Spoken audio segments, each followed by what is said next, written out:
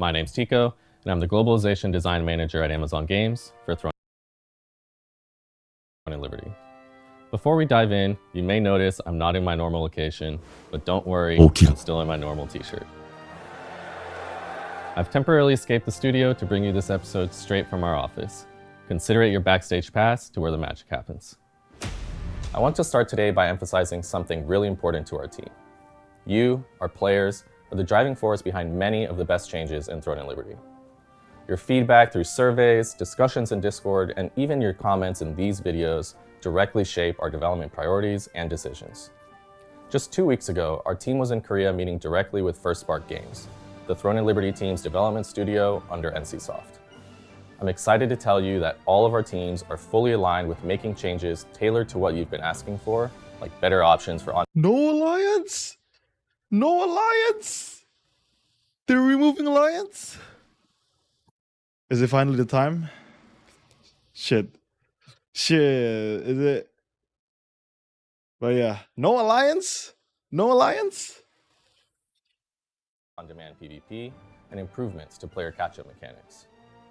It's Thank you, Brock. Thank you. true that some changes take longer than we'd all like, but I want to reassure you that we remain completely committed to delivering the experience you want. We have a substantial amount of content in development right now, and we're Substantial amount of content in development. He said substantial. Dracarif is around the corner, boys. Get ready. This is just a stall. This whole legendary gear is just a stall, and then you gotta grind again. The cycle just repeats itself over and over again. prioritizing getting new content into What server are you on? your Cellrite. hands as quickly as possible.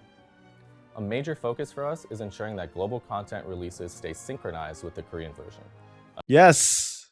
Please!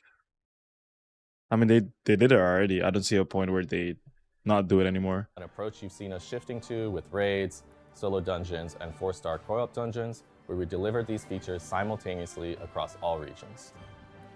Looking ahead, I'm thrilled to announce that Godspeed and I will be launching our Summer in Silesium video on July 22nd.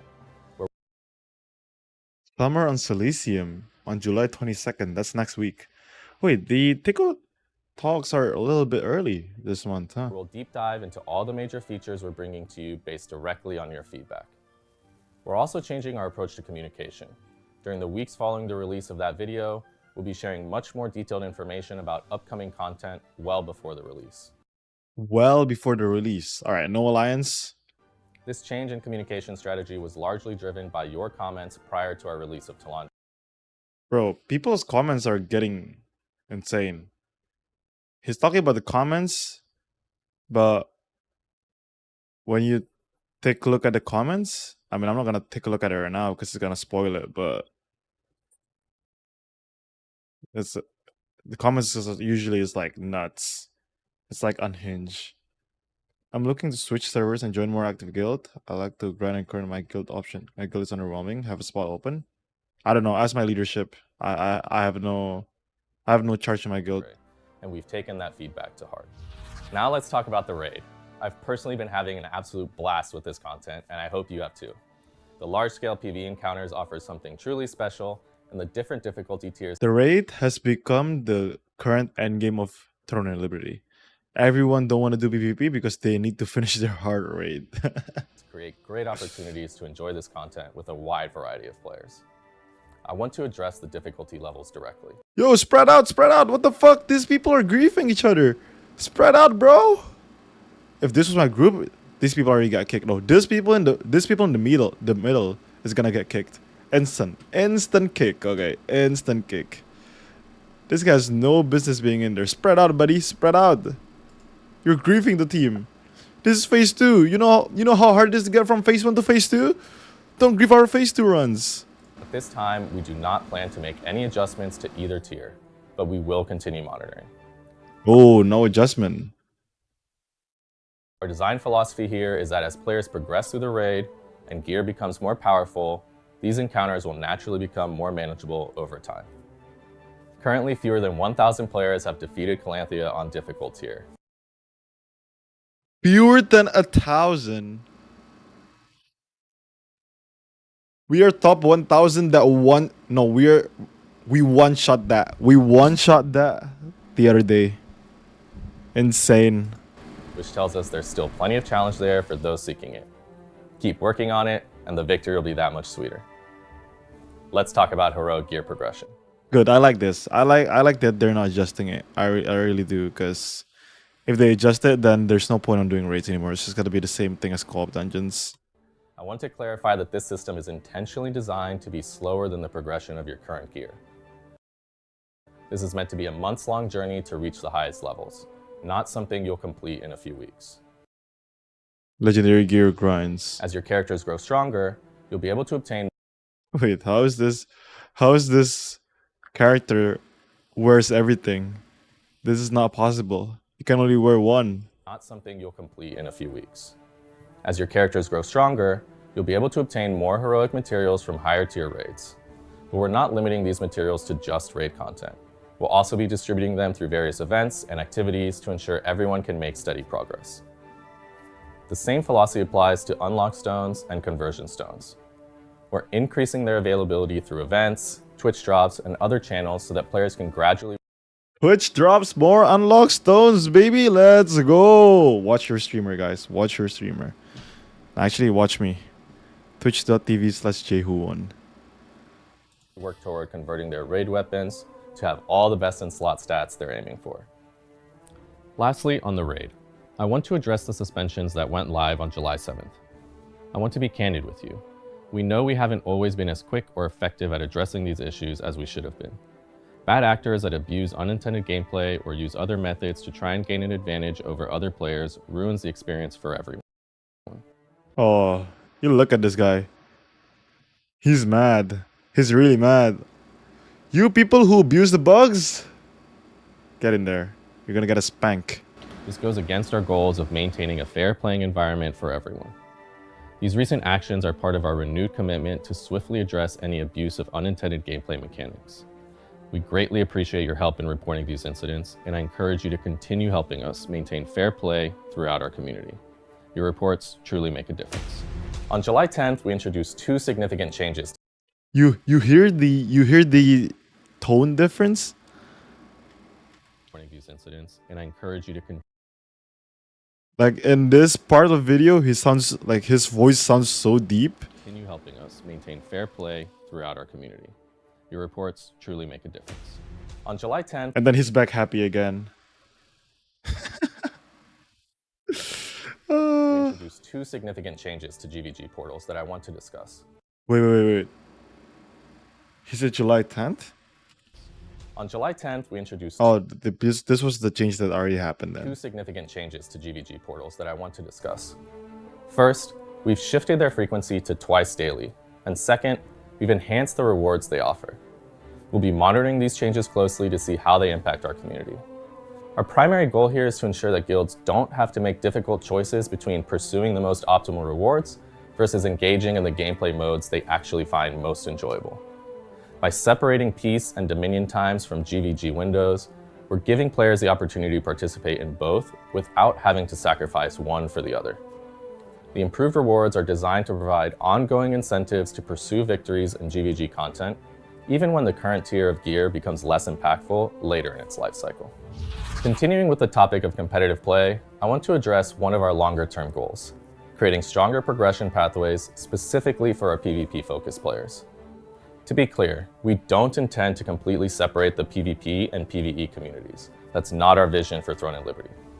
However, we recognize that currently there are many more options to significantly progress through PvE activities than through PvP. The only thing you get from PvP right now is Nebula. And I don't think that's even considered as PvP. It's mostly PvE. Like you do 3 hours of PvE just to get like 10 minutes of PvP. Not even 10, like maybe 5 minutes of PvP. It's not even considered as PvP.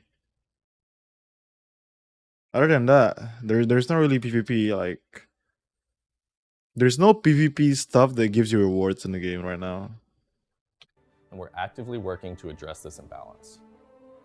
We also understand the frustrations many of you have expressed regarding arena matchmaking's weapon restriction. Yeah, the arena changes was actually one of the good ones, so you can actually farm runes from it. instead of like dimensional trials. But the problem with it is like when you're doing arena, you can't even find a match on the rank matchmaking. So you're not even getting any rewards. So you can't even farm runes that way. Combinations like Templar, Invocator, and others are disproportionately affected by these limitations. And we're planning a comprehensive revamp of this system to allow for more flexibility and enjoyment across all weapon combinations. I want to be transparent that these improvements will take time to implement properly, but I want to assure you How are you this is another question. How are you gonna monitor its changes if we as a player can't even get a queue on ranked? Like normal matchmaking, I guess you can take a look from normal matchmaking, but I would say just get rid of normal and put everything in ranked. Because in the first place, rank doesn't really matter because MMR is just like a number. Especially in this game, it get resets every single time too, and nobody really takes a look at your rank anyway. So just put every single matchmaking in one rank matchmaking so people can get the rewards for those runes if they wins. It's actually a troll for them to separate the two matchmaking. Because you can still queue normal and you can get queues right now, but for rank, for whatever reason, people are not queuing at all. that we've heard your concerns loud and clear, and we're committed to enhancing the PvP experience. Your patience during this process is greatly appreciated, and we'll keep you updated You're patient. This is gonna take another 3 months. as we make progress. Now I'd like to discuss the recently added accessories.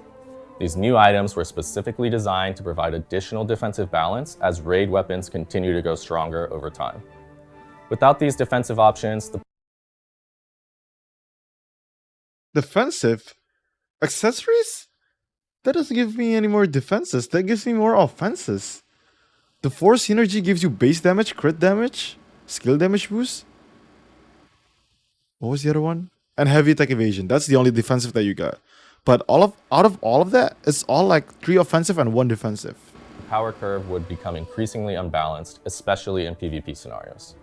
We've deliberately prioritized accessibility for these accessories, implementing straightforward gameplay paths and pity systems. Our goal is to ensure that these important defensive items are attainable for all players through consistent effort. We'll be closely monitoring how these accessories affect overall game. I would say for the regular one is fine. The regular accessories you can kind of get it from 4 stars, but the Nebula one is so like catered towards like an old player perspective. Because if you're a new player, you're not gonna have enough growth stones to spend, like 500 growth stones just to enhance a Nebula accessories. It's actually insane. Balance, particularly in PvP environments, and we're prepared to make adjustments if necessary. Maintaining a healthy balance between offensive and defensive capabilities remains one of our top priorities. Last month, I mentioned that performance improvements is one of our top priorities, and I want to give you an update on our progress. While our previous update focused on optimizing FPS in Talandre and enhancing overall scalability, this time around, we've worked hard to boost performance during massive battles, like Arc boss fights, where hundreds of players are involved simultaneously. These changes should go live in late July, and we expect players to observe performance improvements in these scenarios. Late July on conflict arch bosses. Interesting. Performance optimization. If they finish this and then they remove Alliance, the PvP will be insane. Because right now, to be frank, every single server don't need this. Because it's pretty much you're getting Zerg or you're Zerging. Both of those, there's no like heavy PvP involved. So remains one of our top priorities, and you can continue to expect iterative improvements over time. I want to wrap up today by addressing one of the most hotly debated topics in our community, the Alliance system. oh, here we go, boys. Alright, sit tight, sit tight. Alliance changes. Alliances have been a staple of Throne and Liberty since day one, enabling epic scale battles, which is one of the things that makes our game unique. Even internally, our team is divided on the best approach to evolve this system. There are several areas where alliances haven't fully met our expectations, such as when frustrating imbalances across server power is present. You just have too little players, bruh. There's not even that much player anymore, and it's really hard to Like right now you have 5 servers, and then if you like merge this into like 3 servers, what's gonna happen is, yeah, they're gonna clash for a little bit, but then those players are gonna get filtered towards the top guilds. And the moment those players got filtered to the top guilds, it's just gonna be another Zerg. Like it's just gonna be another Zerg, and people who don't met that qualification are just gonna get dropped, and then it's gonna repeat the cycle over and over again. It's just gonna like eat itself out. Like having 4 people in the alliance is way too much. It's way too much for like today's meta. You can't have two balanced powerful alliance in a server. It's just not happening. It's just not happening. We also recognize, though, that the current implementation has created some amazing moments of cooperation and teamwork. That part, I don't know. That part, I don't know. I mean, if you're talking about like early December, maybe. Now, what kind of cooperation is happening between alliances? Like, not gonna lie, like I'm in a like Discord with my shot caller, and then my shot caller didn't say a word, and we completely zerged the freaking conflict bosses. Like, I bet you that's what's happening across all 5 servers. This is not just happened to my server. The power imbalance is just too heavy to the point where shot call doesn't even matter. The only time where shot calls matters is actually for like GVGs or like 70v70, 48v48 and that. Shot call matters in that regard because you can easily create a balanced 70 versus a balanced 70. But you can't create a balanced 280 versus a balanced 280. It's just impossible. It's just impossible. So I want you to know that we're committed to making incremental improvements to the alliance system over time, taking measured steps to refine it until we reach a place that better serves all players. Just remove it.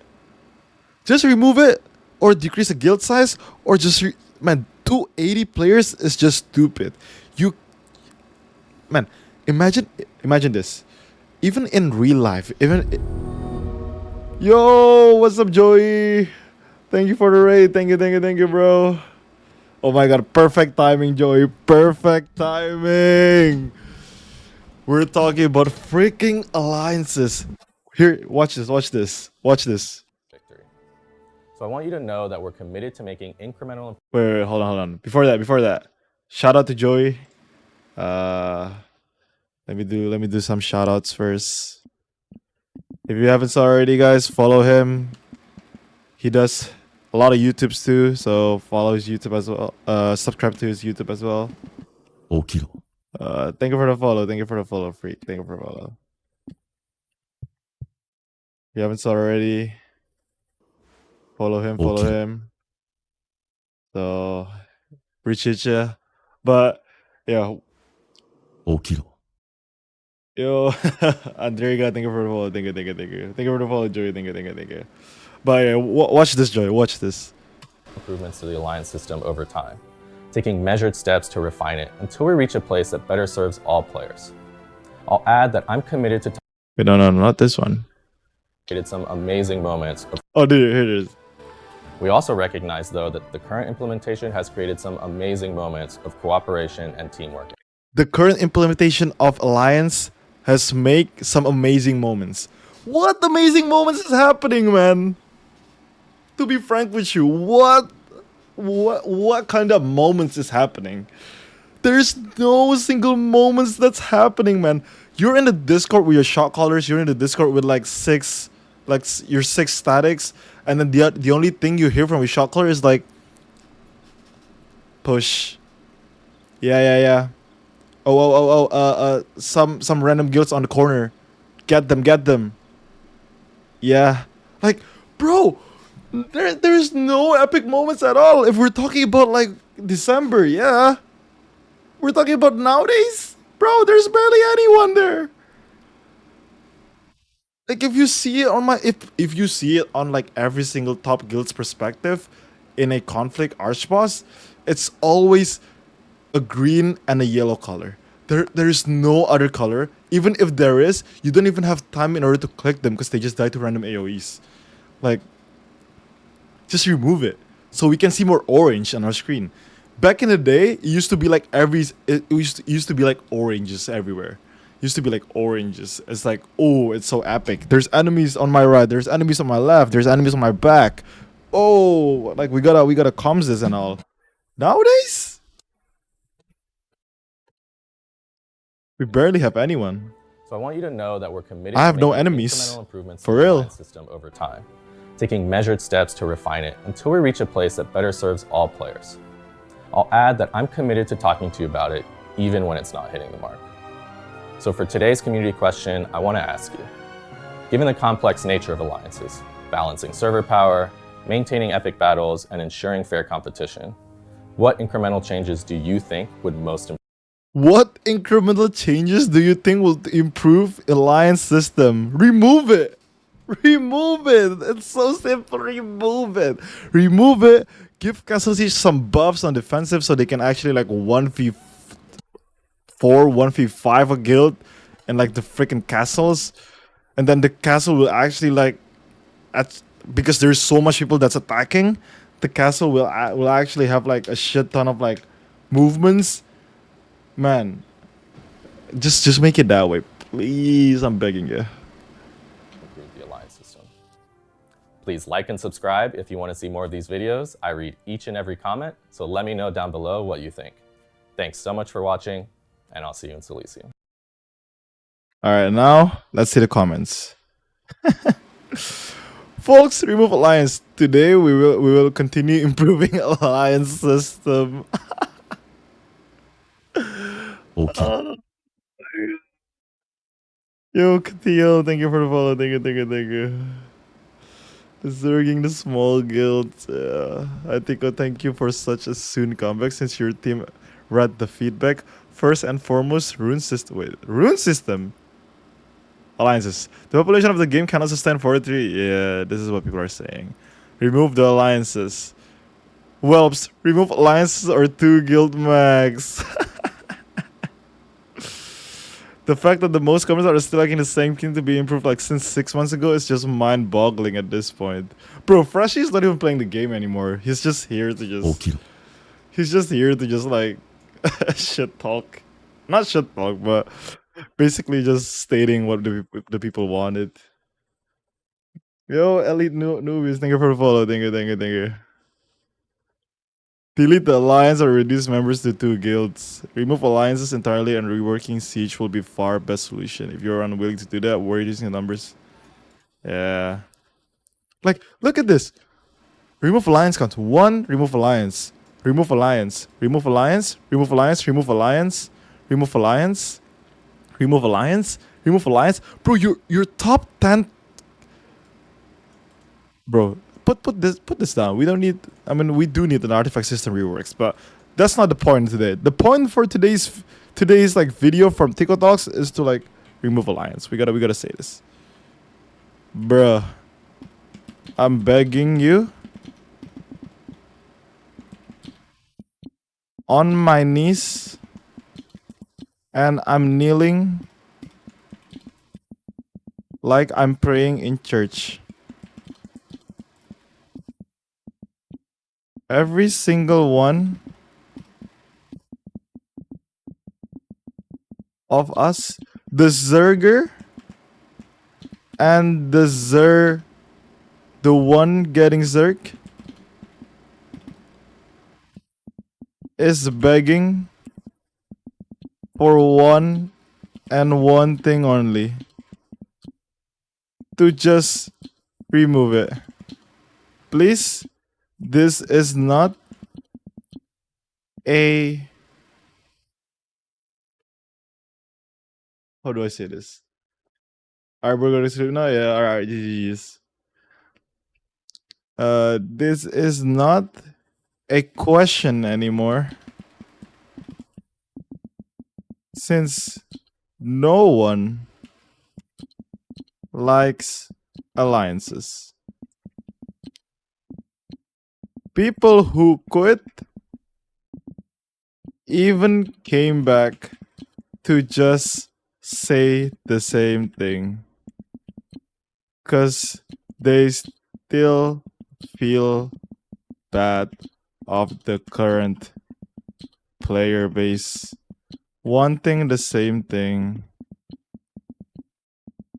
since forever. Please. Oh my god. What removing lines are supposed to fix? The Zergs. Like, you know how hard it is to get 280 people? Like, strong 280 people in order to be on this, like, same... Like, let's say if you can actually make another 280 strong people, like, it's just so hard to find another...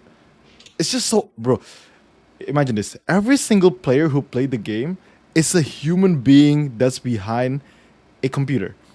Even a company as big as Amazon, like I'm talking about like the actual company, it's really hard for them to get 280 people to be on the same day, same place, same thing to do for one objectives to defeat another alliances. It's just impossible for a new human schedule to work that way, right? And then you're trying to find the first 280. All right, the first 280 is already formed. The second, you need to find another 280. You need to find another 280 that have almost the same power as the first 280 in order to like make a healthy PvP. But you know what's end up happening if, let's say, if that happens, which that never happens already. That never happens. You know what happened if those two happens? The other small mobs that don't know what the fuck is going on, they're not gonna be enjoying the game at all. The old alliance I used to lead pulled 250 people on primetime active. Yeah, but that's when that's when this game has like 100k player base and it's still hype. Nowadays, you've been doing this for like you've been doing every single castle siege for like what? It's been maybe like 100 castle siege happen. Like it's time. It's already time to be like, all right, guys. It's hype, yeah, but it's not gonna be hype every time because we were doing it every time. And then at one point, you're gonna be like, I can join next week's castle siege or something like that. And then you got a couple people that has that mindset, and they killed it. I'm not just talking about castle siege. I'm talking about like conflict archbosses. I'm talking about everything.